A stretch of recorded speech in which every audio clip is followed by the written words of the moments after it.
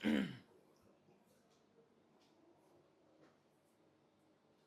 Everyone, welcome to our channel maths with Mohit Awasthi. अपनी last video में मैंने आपको एप्लीकेशन ऑफ ट्रिग्नोमेट्री के सारे एग्जांपल्स और कंसेप्ट को समझाया था। अब हम लोग स्टार्ट करने वाले हैं एक्सरसाइज को। तो स्टार्टिंग के 7 क्वेश्चंस हम लोग पहले करेंगे, फिर उसके बाद नेक्स्ट वीडियो में रिमेनिंग 8 क्वेश्चंस हम करेंगे। तो स्टार्ट करते हैं अपना पहले क्वेश्चन से।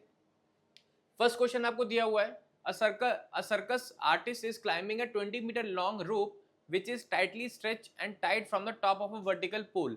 इस क्वेश्चन की अगर मैं बात करूं तो क्वेश्चन में पहले ही दे दिया उन्होंने कि फिगर 9.11 आपको देखनी है, जो कि फिगर आपको गिवन है। तो ये क्वेश्चन तो बहुत आसान है। एक सर्कस आर्टिस्ट है जो कि 20 मीटर लॉन्ग रोप को क्लाइंब कर रहा है, जो कि स्ट्रेच एकदम यानी कि बिल्कुल सीधी बांधी हुई है, उसके अंदर बिल्कुल भी थोड़ा सा भी झोल नहीं है। झोल नहीं है, दोबारा स्टार्ट करते हैं। Hello everyone, welcome to our channel maths with Mohit Awasthi. अपनी लास्ट वीडियो में मैंने आपको एप्लीकेशन ऑफ ट्रिग्नोमेट्री के सारे एग्जांपल्स कराए थे और कंसेप्ट समझाया था। आई होप आपको उसमें कोई डाउट नहीं होगा। अगर कोई भी डाउट होगा तो आप उसको कमेंट बॉक्स में डाल दीजिएगा, मैं उसके ऊपर दोबारा वीडियो बना दूंगा। आज हम लोग स्टार्ट करेंगे एक्सरसाइज, और एक्सरसाइज 9.1 के हम सारे क्वेश्चन करेंगे। सबसे पहले 7 क्वेश्चन, उसके बाद नेक्स्ट वीडियो में रिमेनिंग 8 क्वेश्चन। तो स्टार्ट करते हैं अपने फर्स्ट क्वेश्चन से।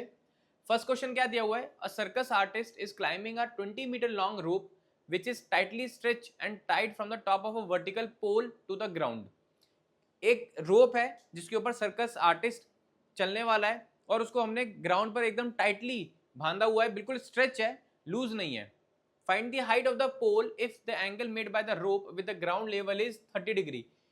क्वेश्चन के अंदर आपको फिगर दे दी है, इस क्वेश्चन के अंदर फिगर दी हुई है, तो हमें ज्यादा सोचने की जरूरत नहीं है।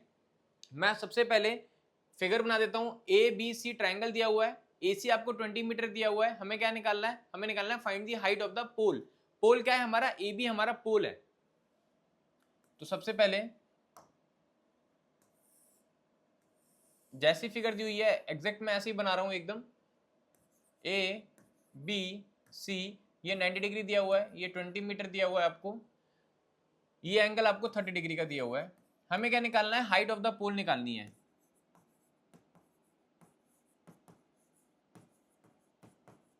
हाइट ऑफ पोल क्या है, A B.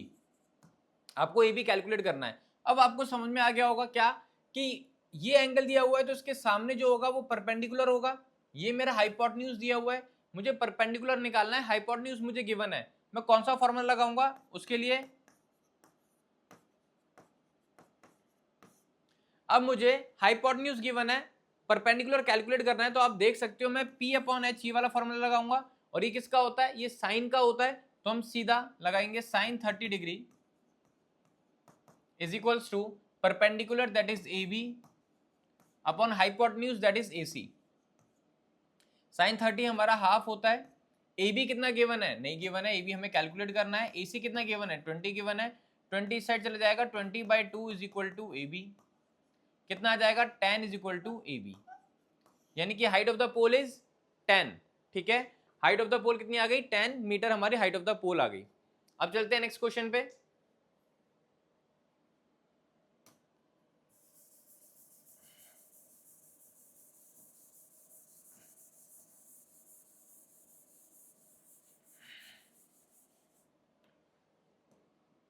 Question number 2, a tree breaks due to a storm and the broken part bends so that the top of the tree touches the ground।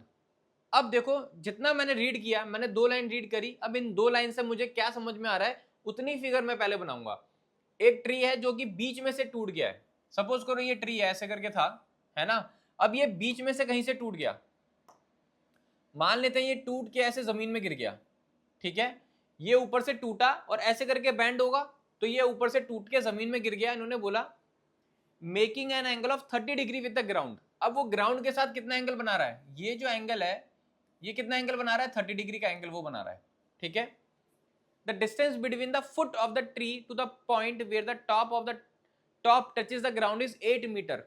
इसने बोला जो ट्री का फुट है वहां से जहां पे ये ग्राउंड को टच कर रहा है उसके बीच में जो डिस्टेंस है वो 8 मीटर का डिस्टेंस दिया हुआ है। Find the height of the tree, हमें ट्री की हाइट कैलकुलेट करनी है। ठीक है, अब ट्री की हाइट कैसे कैलकुलेट करेंगे, देखो जरा, ये पॉइंट ए हो गया, ये पॉइंट बी हो गया, ये पॉइंट सी हो गया, ये पॉइंट डी हो गया। अगर मैं बात करूं तो ट्री की हाइट क्या होगी? क्या ट्री की हाइट मेरी बीसी होगी या ट्री की हाइट जो होगी वो एसी होगी? हमारी ट्री की हाइट एसी होगी। क्यों? क्योंकि ट्री तो इतना लंबा था ना, वो बीच में से टूट के ऐसे गिर गया। इतना लंबा पेड़ था जो कि बीच में से टूटा और ऐसे करके गिर गया। यानी कि मुझे, अगर मैं बात करता हूं हाइट ऑफ द ट्री, तो हाइट ऑफ ट्री क्या होगा? एसी हमारा हाइट ऑफ ट्री होगा, है ना। और एसी निकालने के लिए मुझे क्या निकालना होगा? AC will be equal to A B plus B C. मगर एक बात सोचो कि जितना पार्ट ए बी होगा, ये जो पार्ट टूट के गिरा है वो किसके इक्वल होगा? वो बीडी के इक्वल होगा ना। यानी कि अगर मैंने बीडी निकाल दिया और मैंने बीसी निकाल दिया, इन दोनों को प्लस करूंगा तो मेरा एसी निकल जाएगा। दोबारा से समझेंगे, वो जो ट्री मेरा बैंड हुआ है, जहां से भी टूटा है, वो टूटने के बाद नीचे गिर गया इस तरफ। तो यानी कि ये बीडी जो है, ये भी तो हाइट ऑफ द ट्री है ना। ये ट्री पहले ऐसे करके सीधा था और बीच में से कहीं से टूट के ऐसे गिर गया। तो ये वाला जो पोर्शन होगा, ये वाला जो पोर्शन होगा वो इसके इक्वल होगा, क्योंकि ट्री सीधा खड़ा था, बीच में से टूटा, ऐसे सीधा खड़ा था, बीच में से टूट गया। तो ये जो पोर्शन टूटा है ये ट्री का ही तो पार्ट है, तो वो भी हाइट ऑफ द ट्री में ऐड होगा।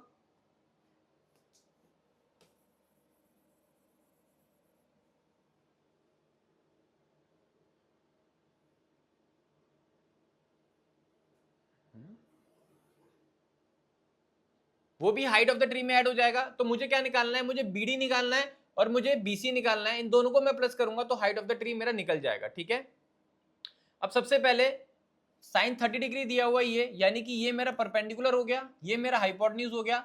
मुझे परपेंडिकुलर भी निकालना है, हाइपोटेन्यूज भी निकालना है। तो पी बी, तो सबसे पहले परपेंडिकुलर हाइपोटेन्यूज दोनों निकालना है, तो साइन 30 डिग्री तो लगा नहीं सकते हम। उसके बाद मैंने देखा बी अपॉन एच, यानी कि मैं कॉस 30 लगा सकता हूं, क्योंकि वहां से मेरा बेस दिया हुआ है और हाइपोटेन्यूज निकल जाएगा। तो मैंने सीधा लगा दिया कॉस 30 डिग्री। कितना होगा? बेस कितना है? सी डी, और हाइपोटेन्यूज कितना है? B D. कॉस 30 √3 अपॉन 2 होता है, और सी डी कितना है? 8 दिया हुआ है। बी डी कैलकुलेट करना है, तो बी डी को मैं इधर ले आया, 2 ऊपर जाएगा, 8 के पास मल्टीप्लाई हो जाएगा, और √3 नीचे आ जाएगा। कितना आ जाएगा? 16 अपॉन √3। ये मेरा निकल के आ गया बी डी, 16 √3 मेरा बी डी निकल के आ गया। अब क्या कैलकुलेट करना है? बीसी कैलकुलेट करना है। तो बीसी कैलकुलेट करने के लिए, यानी कि परपेंडिकुलर निकालने के लिए, अब क्योंकि मेरे पास हाइपोटेन्यूज आ गया, तो मैं साइन 30 डिग्री लगा सकता हूं। तो मैंने साइन 30 डिग्री लगाया। साइन 30 डिग्री के अकॉर्डिंग परपेंडिकुलर यानी कि बीसी, और उसके नीचे हाइपोटेन्यूज यानी कि बीडी। साइन 30 कितना होता है? हाफ होता है। बीसी, बीसी कैलकुलेट करना है, एंड बीडी अभी हमने कैलकुलेट करा है कितना? 16 √3। ठीक है, मैं ये 16 √3 को इसके पास ले जाता हूं, तो ये हो जाएगा 16 अपॉन √3, नीचे डिवाइडेड बाय 2 है, divided by 1/2 is equal to BC. ठीक है, ऐसे ही है ना भाई? Sorry, not 1/2, it is 2 divided by 2 is equal to BC, यानी कि 16 upon √3 multiply by 1/2 is equal to BC. 2 से कट गया ये 8 टाइम्स, यानी कि 8 upon √3 is equal to BC. Calculate क्या करना है? हमें निकालना है हाइट ऑफ द ट्री। तो height of tree, height of tree क्या हो जाएगी बेटा? हाइट ऑफ ट्री हो जाएगी बीसी प्लस बीडी। मैं बीडी क्यों ऐड कर रहा हूं? समझ में आ रहा है? क्योंकि जो ट्री है ऊपर से टूट के नीचे गिरा, तो ये वाला पोर्शन भी हाइट ऑफ द ट्री में ऐड हो जाएगा। तो height of the tree will be equal to BC plus BD. BC कितना है? 8 अपॉन √3 प्लस बीडी कितना है? 16 अपॉन √3। तो √3 एलसीएम आ जाएगा, 8 प्लस 16 यानी कि 24 अपॉन √3। इसको रैशनलाइज कर देते हैं, √3 से ऊपर मल्टीप्लाई कर दिया, नीचे मल्टीप्लाई कर दिया, 24 √3 अपॉन 3, 3 से कट गया 8, यानी कि 8 √3, 8 √3, 8 √3 AC, यानी कि 8 √3 हमारा हाइट ऑफ द ट्री आ गया। 8 √3 हमारी हाइट ऑफ द ट्री आ गई। आई होप ये क्वेश्चन समझ में आया होगा। थोड़ा सा ऐसा ही क्वेश्चन एक एग्जाम्पल में भी दिया हुआ था, जहाँ पे बोला था कि इलेक्ट्रिशियन पोल पर है और वो ऊपर से ठीक करने लग रहा है, एक पोल पे कहीं कुछ शॉर्ट सर्किट हो गया है तो उसको वो ठीक कर रहा है, तो हमें लैडर को कहाँ पे फिक्स करना है ना, थोड़ा सा उसी के जैसा क्वेश्चन है ये भी। जितना हो सकता है आप इसकी लैंग्वेज को समझ के फिगर बनाने की कोशिश करो, अगर आपकी फिगर बन गई तो उसके बाद कुछ भी ऐसा डिफिकल्ट पार्ट इसके अंदर नहीं होता, है ना। अगर आपको एक बार फिगर समझ में आ गई, क्या कैलकुलेट करना है आपको समझ में आ गया, तो इसके अंदर ज्यादा डिफिकल्ट पार्ट नहीं है, ठीक है। आगे चलते हैं नेक्स्ट क्वेश्चन पे।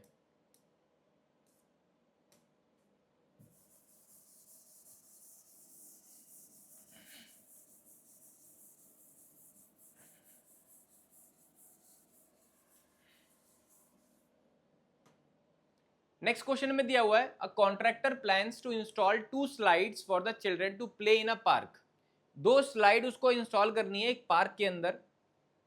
For the children below the age of 5 years she prefer to have a slide whose top is at a height of 1.5 metre. जो छोटे बच्चे हैं, उनकी स्लाइड का जो हाइट है वो केवल 1.5 मीटर रखना है उसको, and is inclined at an angle of 30 degree, और उसका जो एंगल होगा वो 30 डिग्री का एंगल होगा।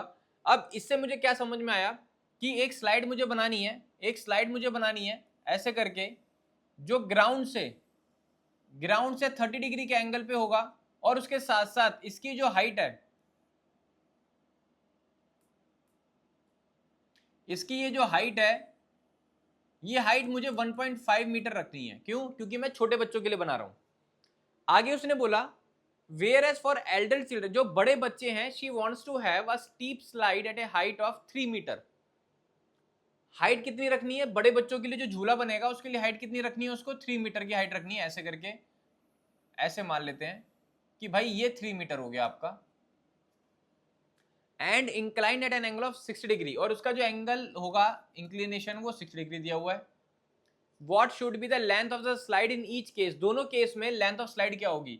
ये अगर ए है, ये बी है, ये सी है, ये पी है, ये क्यू है, ये आर है, तो हर केस में मुझे क्या निकालना है? मुझे निकालना है कि स्लाइड की लेंथ कितनी होगी। यानी कि मैं अगर बात करूं तो सबसे पहले मुझे यहाँ पे ए सी निकालना है, और यहाँ पे अगर हम बात करें तो मुझे पी क्यू कैलकुलेट करना है, ठीक है। अब दो अलग अलग ट्रायंगल दिए हुए हैं, ठीक है। आपको यहाँ पे ये 1.5 दिया हुआ है, ये 3 दिया हुआ है, ये 30 दिया हुआ है, ये 60 दिया हुआ है। मुझे यहाँ से निकालना है पी क्यू, यहाँ से निकालना है ए सी, क्योंकि ए सी और पी क्यू मेरा स्लाइड की लेंथ होने वाली है। तो बिना सोचे समझे मैं सबसे पहले लिख लेता हूं, मुझे क्या कैलकुलेट करना है? ए सी कैलकुलेट करना है। और ए सी क्या है मेरा? ए सी मेरा हाइपोटेन्यूज है, मुझे हाइपोटेन्यूज निकालना है। परपेंडिकुलर दिया हुआ है तो मैंने सीधा साइन 30 लगा दिया। साइन 30 क्या होता है? परपेंडिकुलर यानी कि ए बी अपॉन हाइपोटेन्यूज यानी कि ए सी। साइन 30 मेरा हाफ होता है, ए बी कितना दिया हुआ है? 1.5 दिया हुआ है, और ए सी कितना दिया हुआ है? कैलकुलेट करना है। तो ए सी इधर चला गया, 2 इंटू 1.5 यानी कि ये हो गया 3 मीटर। यानी कि ए सी यानी कि जो छोटे बच्चे के केस में स्लाइड की लेंथ होने वाली है वो 3 मीटर होने वाली है। इस वाले ट्रायंगल में आ जाते हैं। यहां पर मुझे क्या है? परपेंडिकुलर दिया हुआ है, मुझे हाइपोटेन्यूज निकालना है। मुझे परपेंडिकुलर गिवन है, ये मेरा परपेंडिकुलर है, और मुझे हाइपोटेन्यूज निकालना है। बिल्कुल इसी क्वेश्चन की तरह कर देते हैं। फिर से मैंने लगा दिया साइन 60, परपेंडिकुलर यानी कि पी आर अपॉन हाइपोटेन्यूज यानी कि पी क्यू। साइन 60 होता है √3 अपॉन 2। पी आर कितना दिया हुआ है? 3 दिया हुआ है, और पी क्यू कैलकुलेट करना है। पी क्यू को इस साइड ले आए, 3 इंटू 2 अपॉन √3। ये 3 को मैं क्या लिख सकता हूं? मैं इसको लिख सकता हूं √3 इंटू √3 इंटू 2 अपॉन √3। एक √3 से √3 कैंसिल, यानी कि आंसर कितना आ गया? 2√3। यानी कि स्लाइड की लेंथ कितनी होनी चाहिए? 2√3 स्लाइड की लेंथ होनी चाहिए। समझ में आ गया? आगे चलते हैं नेक्स्ट क्वेश्चन के ऊपर।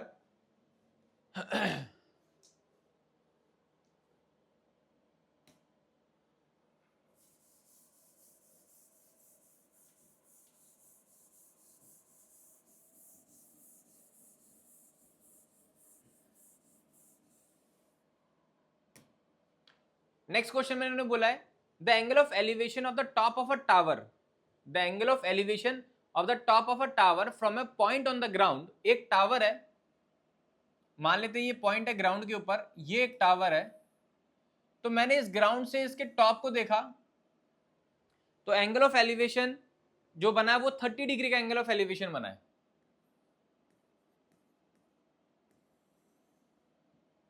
एक और चीज इन्होंने बोल दी, which is 30 metre away from the foot of the tower, ये जो पॉइंट है जहां से आपने टावर के टॉप को देखा, ये फुट ऑफ द टावर से 30 मीटर दूर है, 30 मीटर दूर है। क्या निकालना है? Find the height of the tower. ये तो बड़ा बेसिक क्वेश्चन हो गया, A B C, height of the tower, height of tower क्या होगी? A B height of tower होगी, ये मुझे कैलकुलेट करना है। आपको बेस दिया हुआ है, परपेंडिकुलर आपको कैलकुलेट करना है,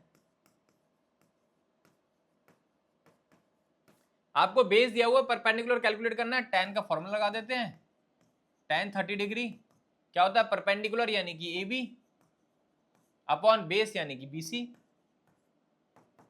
ए बी मुझे कैलकुलेट करना है और बेस मुझे कितना दिया हुआ है? 30 दिया हुआ है। tan 30 डिग्री कितना होता है? 1/√3 होता है। 30 डिग्री को मैं इधर ले गया, 30/√3 is equal to A B. आप इसको यहां भी छोड़ सकते हो और इसको रैशनलाइज भी कर सकते हो। 30/√3 को अगर मैं रैशनलाइज करूंगा तो into √3/√3 is equal to A B. 30√3 क्या हो जाएगा? 3 हो जाएगा, तो 30√3/3 is equal to A B. 3 से कट गया, tan√3 is equal to A B, यानी कि ये हाइट ऑफ द टावर होगी। 3 1 3 10 tan√3, ये हमारी हाइट हो जाएगी टावर की। बहुत इजी क्वेश्चन था, बेसिक क्वेश्चन था, बस फिगर आपको करेक्ट बनानी है, बस आपको फिगर करेक्ट बनानी है। आपको ये समझ में आना चाहिए कि पॉइंट ऑन द ग्राउंड कहाँ है, 30 metre away from the foot of the tower, ये आपको समझ में आना चाहिए। और ये जो एंगल 30 डिग्री का बना है, ये आपको पता होना चाहिए कि ये मुझे कहाँ पे प्लेस करना है। ठीक है, आगे चलते हैं।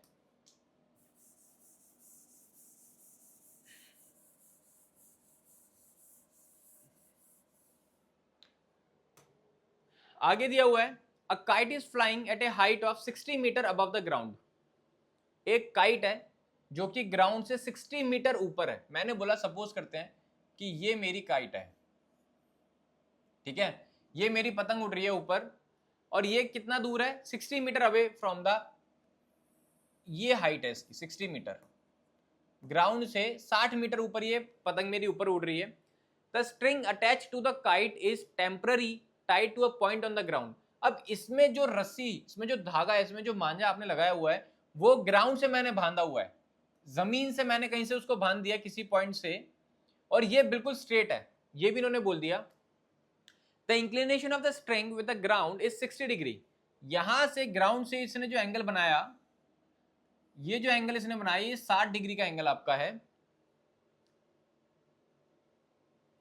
Find the length of the string assuming that there is no slack in the string, यानी कि यहां बिल्कुल स्ट्रेट है, ये कोई लूज नहीं है। ठीक है, अब मैंने बोला this is point A, this is point B, this is point C. मुझे कैलकुलेट क्या करना है? मुझे कैलकुलेट करना है लेंथ ऑफ द स्ट्रिंग, यानी कि ए सी। मुझे कैलकुलेट करना है length of string, that is A C, मुझे कैलकुलेट करना है। परपेंडिकुलर दिया हुआ है, हाइपोटेन्यूज कैलकुलेट करना है। परपेंडिकुलर दिया हुआ है, हाइपोटेन्यूज कैलकुलेट करना है। मुझे सीधा समझ में आ गया, साइन 60 डिग्री क्या होता है? Perpendicular, that is A B upon perpendicular A B upon hypotenuse यानी कि ए सी।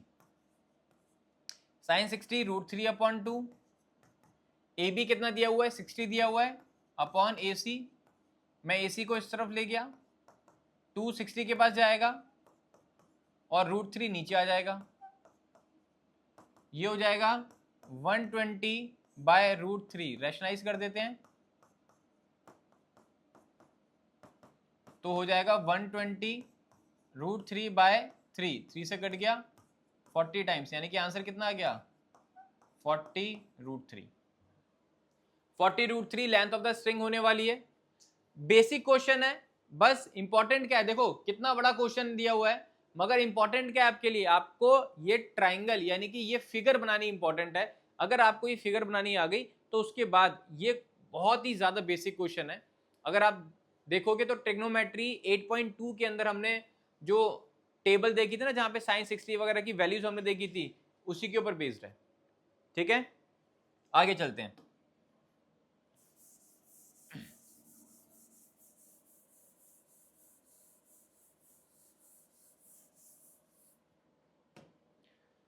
क्वेश्चन नंबर 6, इन्होंने यहां पे बोला है a 1.5 metre tall boy is standing at some distance from a 30 metre tall building. एक बच्चा है जो कि 1.5 मीटर टॉल है।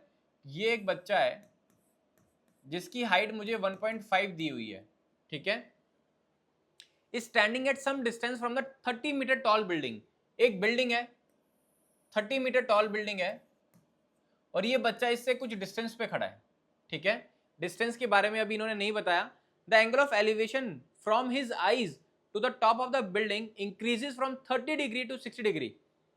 इसकी आंखों से, जहां पे इसकी आईज है, यहां से जैसे ये ऊपर देखता है तो जो एंगल ऑफ एलिवेशन है वो इंक्रीज होता है 30 से 60 पे as he walk towards the building.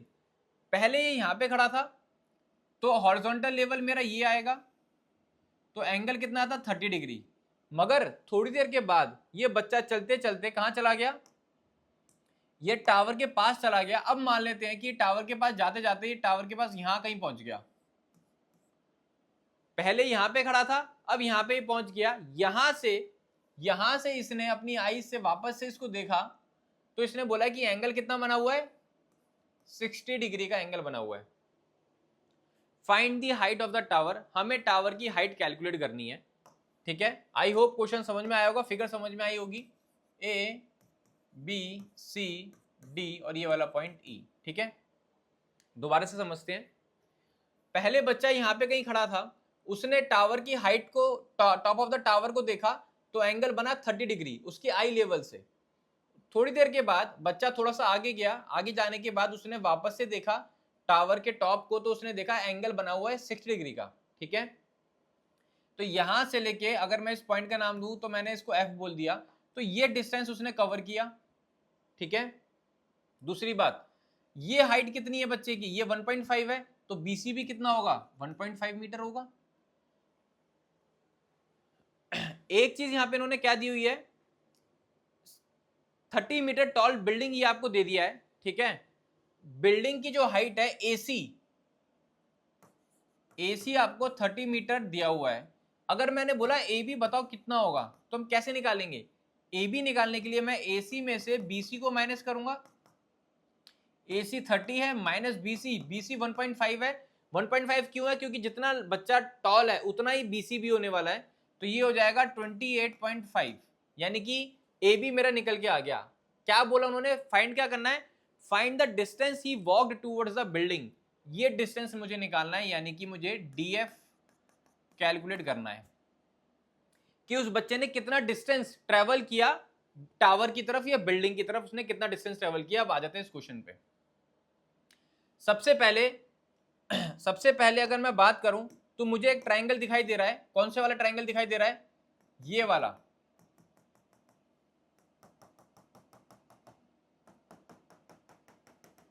ठीक है, ये वाला ट्रायंगल मैं देखूं अगर A E B, triangle A E B, मैंने बोला ट्रायंगल ए ई बी मैं देख रहा हूं। ए बी ट्रायंगल के अंदर अगर मैंने बीई निकाल दिया तो आपको पता है कि बीई डिस्टेंस जो होगा वो सीडी डिस्टेंस के इक्वल होगा। जो डिस्टेंस बीई होगा उतना ही डिस्टेंस सीडी होगा। आपकी आई लेवल से बिल्डिंग जितनी दूर है उतना ही आपके फुट से नीचे वाला पार्ट भी उतना ही दूर होगा, कुछ डिफरेंस नहीं होगा। तो मैंने ट्रायंगल ए बी लिया, उसके अंदर मैंने लगा दिया tan 30 डिग्री। क्या होता है, यानी कि P अपॉन बी यानी कि ए बी अपॉन बेस क्या होगा, बीई होगा। ठीक है, tan 30 कितना होता है, 1/√3। ए बी आपको कितना दिया हुआ है, 28.5।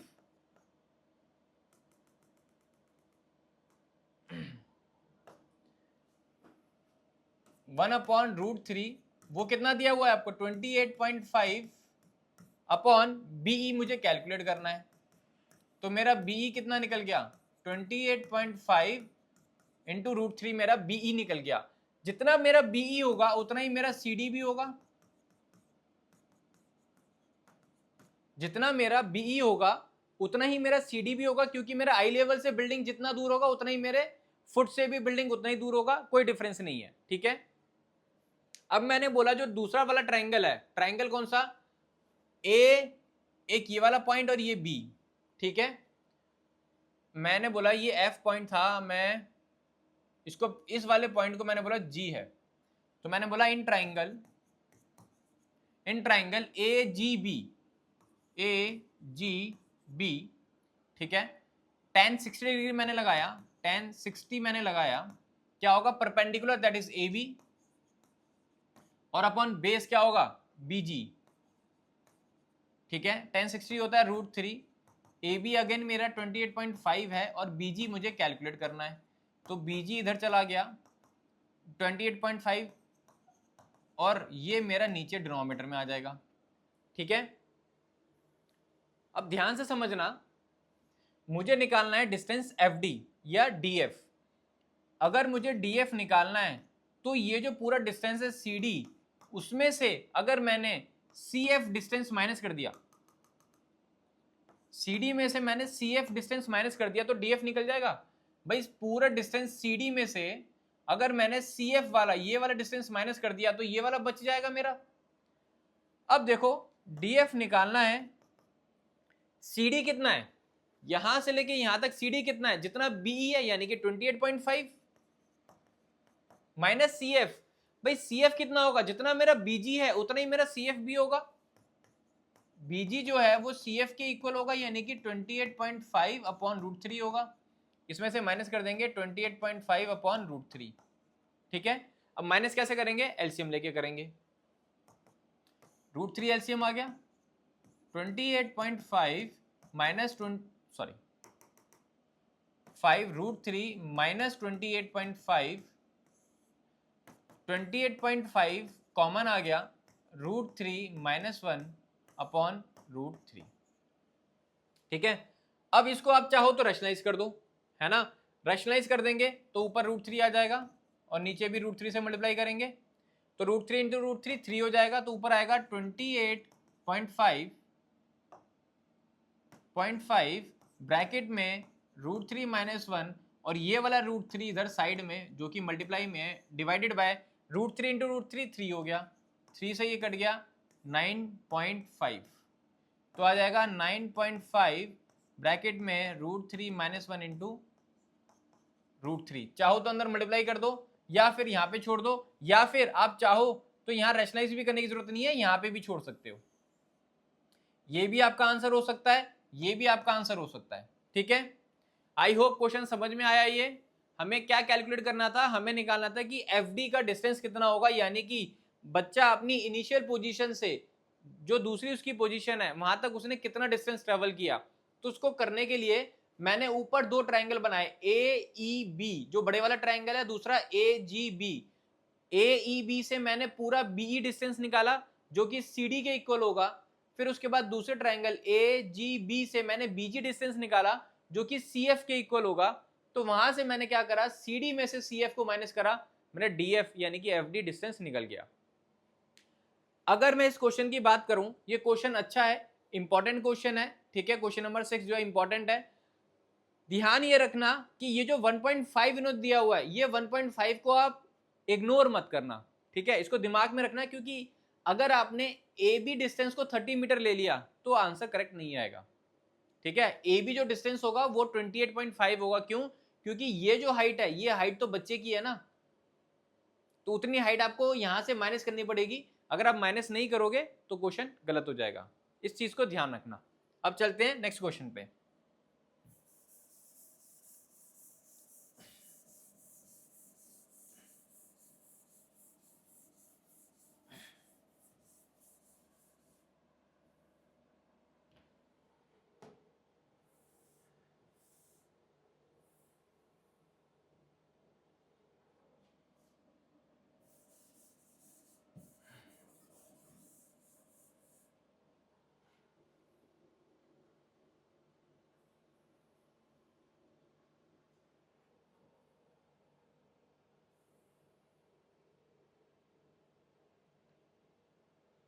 नेक्स्ट क्वेश्चन क्या दिया हुआ है, from the point on the ground the angle of elevation of the bottom and top of a transmission tower, from the point on the ground,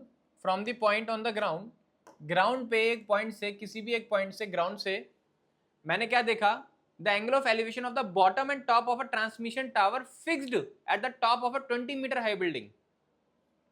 एक बिल्डिंग है 20 मीटर हाइट दी हुई है इसकी, इसके ऊपर मैंने एक टावर लगा दिया, ठीक है, इसके ऊपर मैंने एक टावर लगा दिया, ये आपका टावर है, ठीक है। ये हाइट आपको कहां से कहां तक दी हुई है, ये जो 20 मीटर हाइट बिल्डिंग दी हुई है, ये यहां से लेके यहां तक की हाइट दी हुई है आपको, इसके ऊपर एक टावर लगा हुआ है। अब मैंने क्या किया, मैंने यहां से पहले बॉटम ऑफ द टावर देखा और फिर यहां से मैंने टॉप ऑफ द टावर देखा, ठीक है, ये मेरा हॉरिजॉन्टल लेवल आ गया। तो इन्होंने बोला from the point on the ground the angle of elevation of the bottom and top of a transmission tower fixed at a 20 metre high building are 45 degree and 60 degree. सबसे पहले जब मैंने bottom को देखा तो 45 डिग्री बना, top को देखा तो 60 बना, ठीक है। क्या कैलकुलेट करना है, find the height of the tower, building की नहीं, टावर की हाइट, यानी कि ए बी, आपको हाइट ऑफ टावर निकालनी है, दैट इज ए बी आपको कैलकुलेट करना है। क्या कैलकुलेट करना है, ए बी मुझे कैलकुलेट करना है, ठीक है। तो ए बी को कैलकुलेट करने के लिए सबसे पहले मैंने क्या करा, मैंने बोला इन ट्राइंगल, कौन सा वाला triangle, A D C, A D C, है ना। तो मैंने लगा दिया सीधा tan 60, क्या होता है, perpendicular upon base, perpendicular, tan 60 के सामने परपेंडिकुलर क्या होगा, AC अपॉन बेस क्या होगा, CD। tan 60 कितना होता है, √3। क्या मुझे AC दिया हुआ है, नहीं, मैंने बोला लेट अस सपोज कि ये जो AB आपको दिया हुआ है वो x है, ये जो मुझे कैलकुलेट करना है वो x है, तो AC पूरा क्या हो जाएगा, x + 20, x + 20, और CD मेरे को पता नहीं है, मैं इसको इधर ले गया तो x + 20 अपॉन √3, ये मेरा CD निकल गया, यानी कि बेस मेरा x + 20 अपॉन √3 निकल गया। इसके बाद मैंने बोला दूसरा वाला ट्राइंगल जो कि छोटे वाला ट्राइंगल है, इन ट्राइंगल, कौन सा वाला ट्राइंगल, BDC, ट्राइंगल BDC, मैंने लगाया tan 45 is equal to perpendicular यानी कि BC एंड बेस यानी कि CD। tan 45 कितना होता है, 1 is equal to BC upon CD, तो यानी कि CD should be equal to BC। CD कितना निकाला हमने, x + 20 upon √3 should be equal to BC, कितना है, क्वेश्चन में दिया हुआ है 20 है, तो x + 20 इज इक्वल टू 20 √3, मैं इस √3 को इसके पास ले गया, x is equal to 20 √3 minus 20, ये वाला 20 को साइड ले गए, तो x will be equal to 20 अगर कॉमन आ गया √3 - 1, इतनी हाइट ऑफ द टावर आपकी निकल के आ गई, ठीक है। हर बार आपको ये डिसाइड करना है मुझे कैलकुलेट क्या करना है, और जो कैलकुलेट करना है उसके लिए कॉमन चीज क्या है। जैसे इसके अंदर अगर बात करें तो CD जो है दोनों ट्रायंगल के अंदर कॉमन आ रहा था, ठीक है, यानी कि जो मेरा बेस था दोनों ट्रायंगल के अंदर कॉमन आ रहा था, तो उसके अकॉर्डिंग मैंने पहले ट्रायंगल लिया ADC और फिर लिया BDC, है ना। CD को कॉमन लेते हुए मैंने इसको सॉल्व किया, आसानी से मेरा आंसर निकल गया। ध्यान से देखना, हर एक क्वेश्चन को 2-2 बार 3-3 बार देखना, उसका क्वेश्चन को रीड करना, उसकी लैंग्वेज को समझना, तब जाकर के आपको ये क्वेश्चन समझ में आएंगे। नहीं तो हर एक क्वेश्चन एक पजल लगेगा, आपको ये लगेगा पता नहीं किस तरीके से विजुलाइज करना है और क्या करना है, ठीक है। क्वेश्चन 2 बार रीड करो, खुद से फिगर बनाओ, फिर उसके बाद चेक करो क्या फिगर ठीक बनाई है, फिर सोल्यूशन निकालने की कोशिश करो। थोड़ा सा टाइम जरूर खर्च होगा, मगर अगर ये समझ में आ गया तो फिर आपके लिए काम बहुत आसान हो जाएगा, ठीक है। नेक्स्ट वीडियो में हम बात करेंगे ये 7 के आगे वाले क्वेश्चंस की, ठीक है। जब तक आप इन 7 क्वेश्चन के ऊपर कमांड बनाना, हम मिलते हैं नेक्स्ट वीडियो में।